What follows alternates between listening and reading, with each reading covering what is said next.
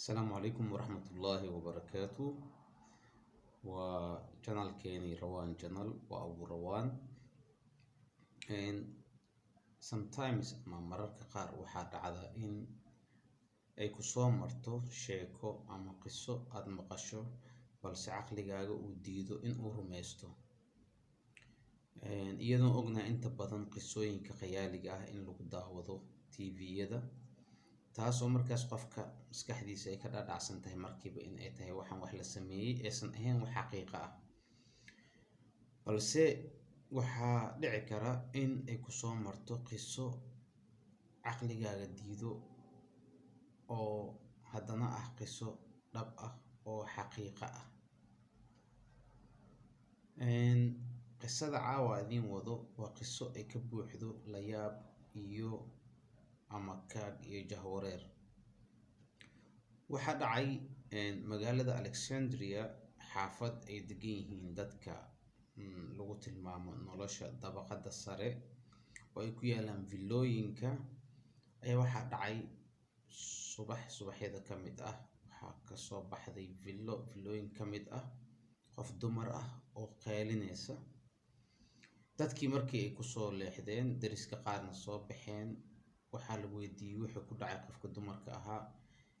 qofkii dumarka ahaa way aamusan tahay, way naxsan tahay, ma hadli karto, balse waxay sameynaysaa inay farta ku tilmaanto villo ka mid ah villooyinka ee ah kuwa geeska ka xiga deegaankaas.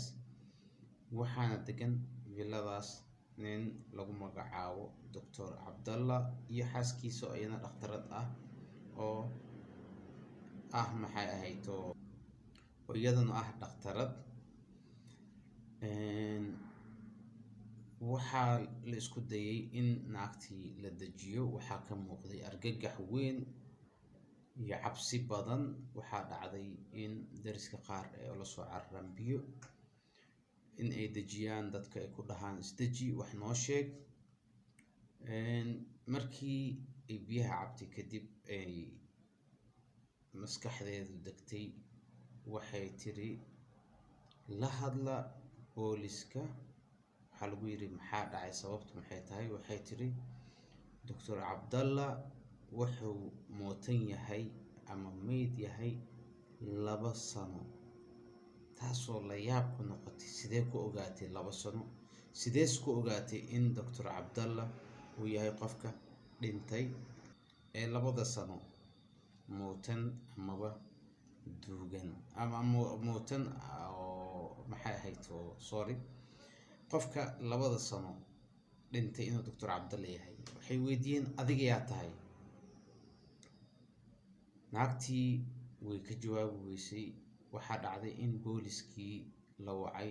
durbaba meeshii ay yimaadeen booliskii waxaa loo tilmaamay villada uu degan yahay Dr. Cabdalla oo naagtanna ay leedahay wuxuu mootan yahay muddo 2 sano ah. askartii waxay isku dayeen inay gurigii soo galaan villadii, balse urta ama riixada kasoo baxaysay villada waxay muujinaysaa in meesha wax ku dhinteen. waxay u ekeyd sidii in qabri daboolka laga qaaday oo kale. waxay isla markii askartii sameeyeen in ay xirtaan sanxirkii ama kamamaadkii ama maskisa u taqaanaanba. waxaa dhacday in ay gudaha u galeen, balse waxay arkeen mashhad aad qariib u ah. kosof saalada ama daaradda villada waxaa dhex yaala firaash ama joodari oo dul saaran yahay qof dhintay, balse qof dhintay oo aan lahayn malaamix ama aan la garan karin qofkuu yahay, oo isu bedelay lafo. yacni wuxuu isu bedelay sidii haykal cadmigii ama skeletonkii oo kale ayuu isku bedelay, oo malaamix la tilmaamo oo la dhaho qofkan waa hebel ama waxaan meesha saaran waa qof bini aadan ah ilaa lafahaas ma ahane ma aysan jirin. waxaa askartu dib ugu soo laabteen banaanka villada oo ay fadhisay gabadhii qaylisay. waxaa la su'aalay, adiga yaa tahay? waxay tiri, aniga waxaan ahay Dr. Cabdalla, xaaskiisa, gabadhii la dhalatay, walaashay. muddo 2 sano ah ani iyada isma aanan maqlin. weliba waxaa laga yaabaa 2 sano iyo ka badan in ay tahay. maanta marka aan gurigeeda imidna waxaan ku arkay mowqifkaas aad aragteen. gurigana orod baan uga soo baxay. waxaa dhacday marka in la weydiiyey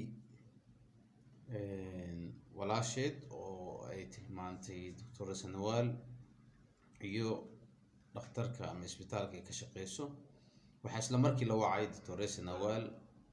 waxay timid gurigeedii ama villaday degneed banaankeedii oo ay buuxaan askar iyo dadkii dariska ahaa iyo wixii wadada maray intaba, iyo walaasheed oo meel gees ah fadhiso, madaxana haysata.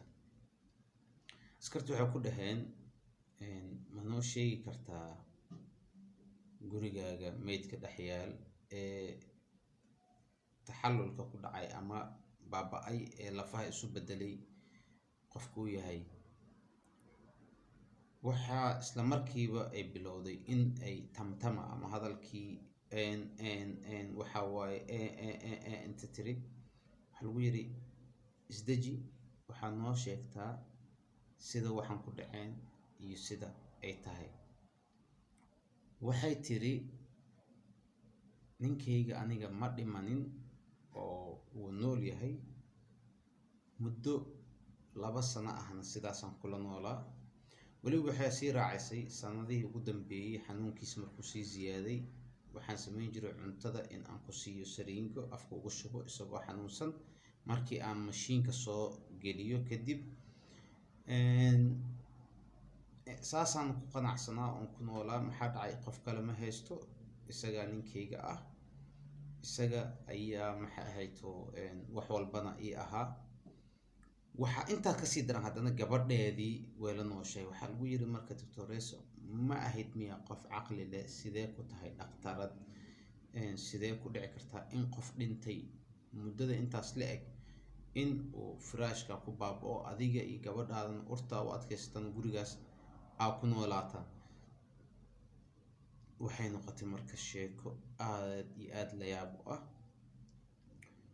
waxaa lagu yiri marka, waxaa ka hadlayso ma xaqiiqa mise? waxay tiri, haa waa xaqiiqo.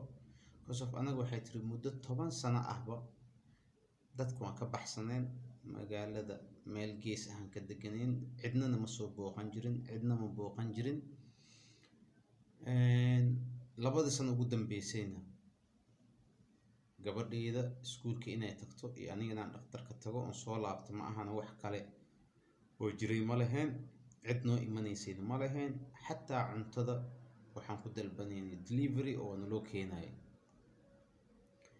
waxay noqotay marka qisada qiso ka weyn madaxa dadkii meesha taagnaa iyo qiso geli weysay caqliga askartii meesha joogtay.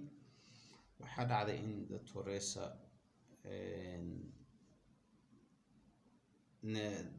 Nawaal loo kaxeeyey saldhigga. kadibna waxaa loo bandhigay maxkamadda. maxkamaddina waxay amartay in loo bandhigo dhakhaatiirta xanuunka nafsaaniga ah si wax badan looga ogaado caafimaadkeeda. qisadan uma soo qaadanin in tusaale ay tahay amaba ay tahay wax cashar ah oo laga faa'iidayo, balse waxay ahayd qiso aad iyo aad iga yaabisay markii aan maqlay. qofku aan dacoonayo ninkeedana aad u jeceshahay, weliba waxay sii noolaan lahayd sanado intaa ka badan iyada oo ay ag yeelaan lafaha ninkeeda haddii ay maalinkaas iman lahayn walaasheed. waa Abu Rawaan oo idin leh channelka subscribe noo saara, like-tana hanaga hilmaamina. aadna waa mahadsantihiin. والسلام عليكم ورحمة الله وبركاته.